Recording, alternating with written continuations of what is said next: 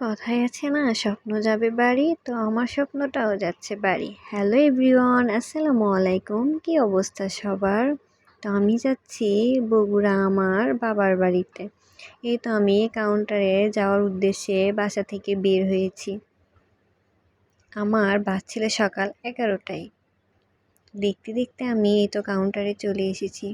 ওই দিনটাতে প্রচণ্ড রোদ এবং গরম ছিল। তো বরাবরই বাস জার্নিতে আমি কিছু না কিছু খাই, তো এখানে আমি কিছু খাবার কিনে নিয়েছিলাম।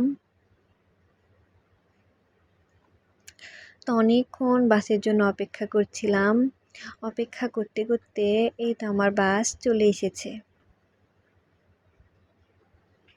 তো ঝটপট বাসে উঠে পড়ি এবং সুন্দর ভিউ এনজয় করতে থাকি।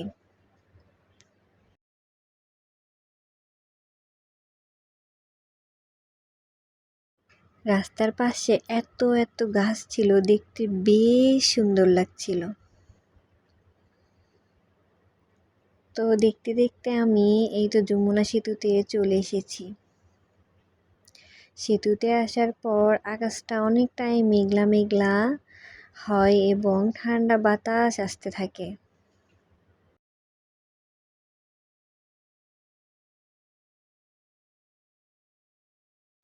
কয়েকদিনের টানা বৃষ্টির কারণে নদীতে অনেক পানি বেড়েছিল মনে হয়। তো দেখতে দেখতে আমি তো ফুড ভিলেজে চলে আসি। দুপুর হয়ে যায়, অনেকটা ক্ষুধা লেগে যায়, তো ভাবলাম একটু খাওয়া দাওয়া করা যাক। তো এখান থেকে আমার বাসাতে যেতে লাগে 15 মিনিট, কিন্তু এখানে 30 মিনিট বিরতি দিয়েছিল। তো ভাবলাম একটু খাওয়া দাওয়া করেই নিই। তো এই তো রেস্টুরেন্টের ভিতরে চলে যাই। তো আজকে আমার ঢাকা টু বগুড়া জার্নিতে আমার সাথে ছিল আমার আপু এবং ভাইয়া। এই তো আমরা ফুলকো ফুলকো লুচি এবং সবজি অর্ডার করে নিই। এর সাথে আরও অর্ডার করি বিফ খিচুড়ি। খিচুড়িটা অনেক মজা ছিল, যারা খাননি তারা একবার হলেও খেয়ে দেখবেন, খিচুড়িটা অনেক ভালো ছিল।